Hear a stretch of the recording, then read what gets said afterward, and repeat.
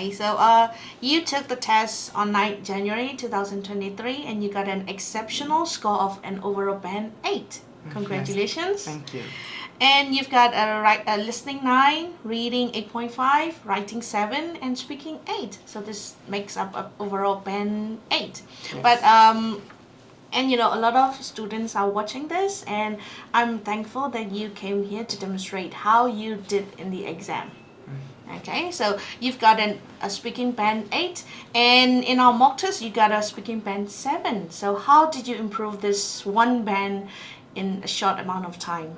I, I mostly looked up these 1 minute clips of these IELTS teachers that give tips on how to improve your speaking, what to do and what not to do. And mostly I learned to not use slangs that much during the actual exam.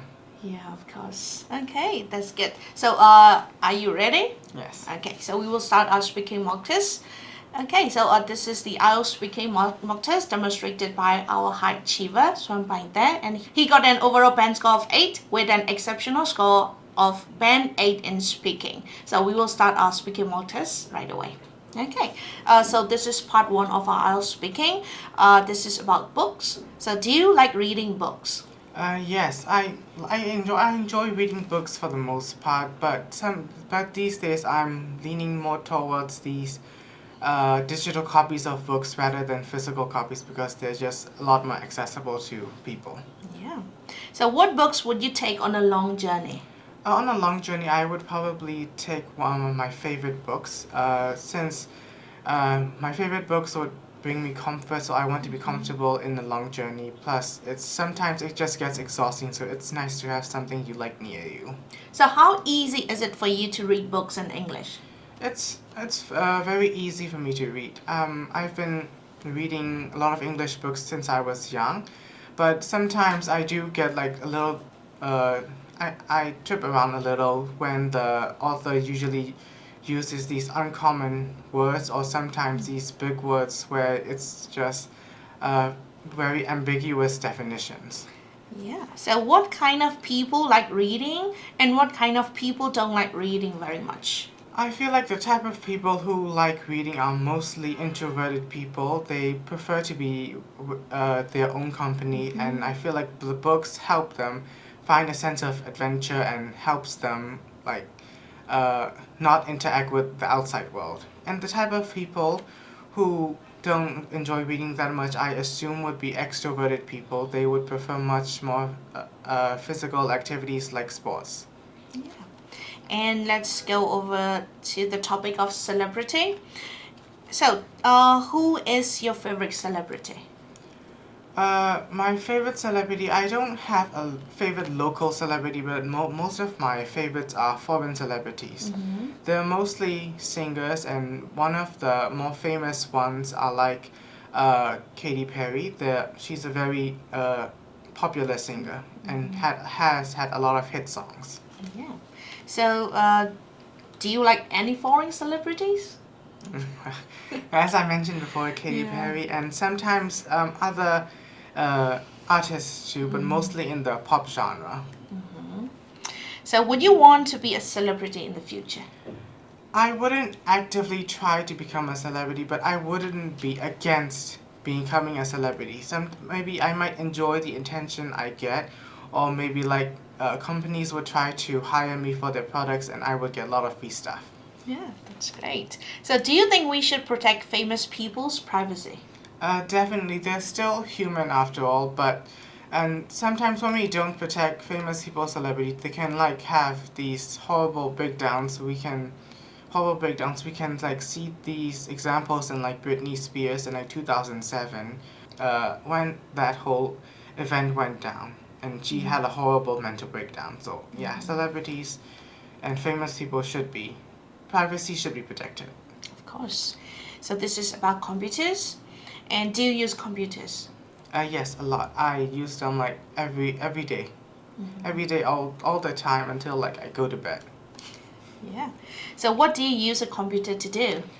Mostly I use computers to play games and sometimes occasionally watch movies and TV shows, and I can also listen to music from on there as well. Okay. So did you use computers when you were little?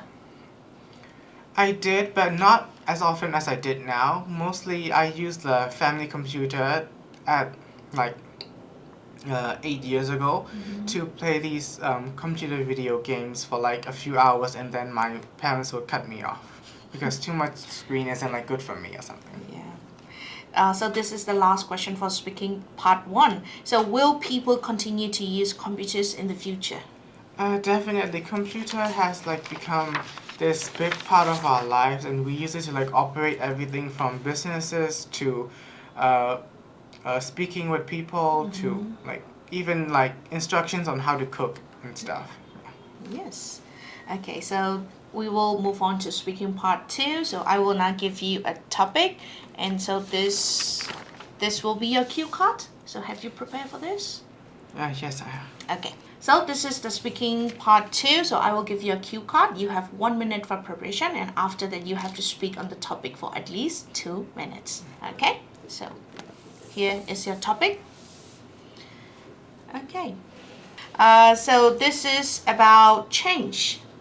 Okay, so describe a positive change in your life. You should say what the change was about, when it happened, describe details of the change happened, and describe how it affected you later in life.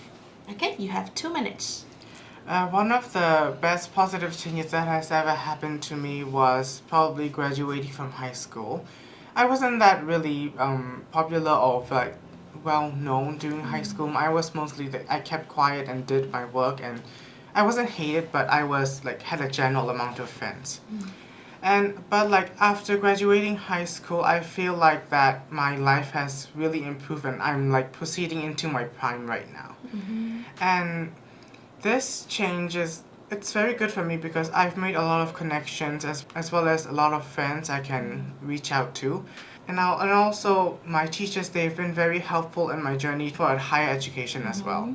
Especially my business related teachers, they really helped me find my path and gave me advice on what to do after graduation high school.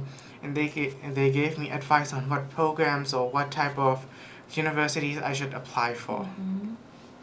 I also feel that the change is like it just lifted off this like huge cloud of doubt on me about actually graduating and finishing high school, and anxieties about not being able to graduate high school.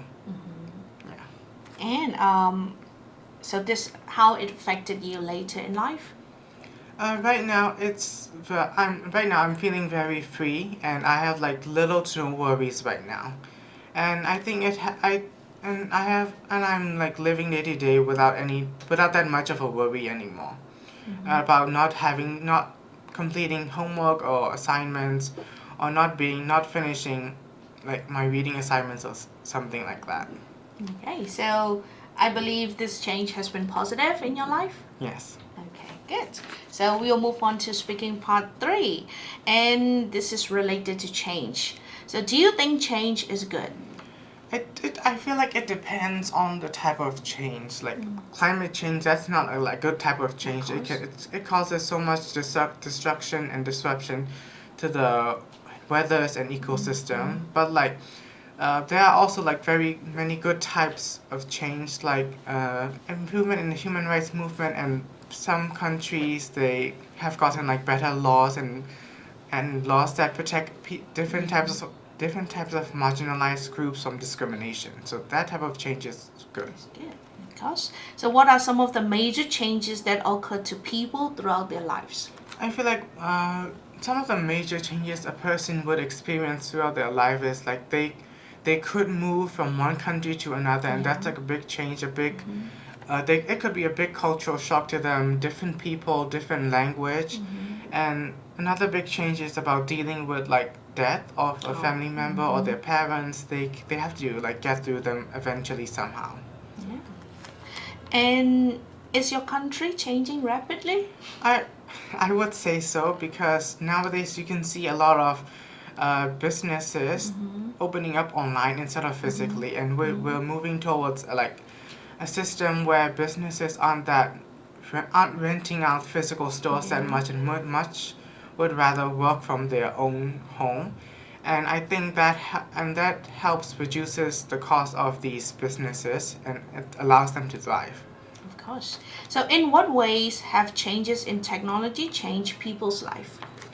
Um, like I said before, there's we use technology for almost everything now. From like in some houses with these Google Home devices or Amazon Alexas, they have like these commands to switch off the light, so people don't even have to like walk to the light switch to close it anymore. Sometimes they could just ask for the recipe or ingredient list from their devices, and then the person would just follow instructions from that. Okay, so this will be the last question. So, why do old people not accept change? I feel like most old people don't accept changes because they've been doing the same thing the same way for many years, for over decades. So it's hard to accept that things are changing, and sometimes they just can't understand why is it happening. So they would refuse to change. I imagine most old people, they don't like being told that they are wrong, and they think that everything they do is right, and Of course. it always should be done that way. Yeah, that's really good. And thank you. So that is the end of our speaking mock test. Okay.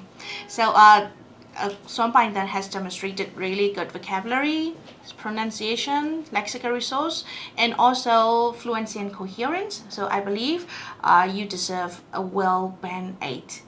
Okay, so thank you for coming, and I hope you enjoyed the video, and I hope you have a lot to learn from this. So this is Tisha Ivy, and I hope to see you again in our next video. Bye bye.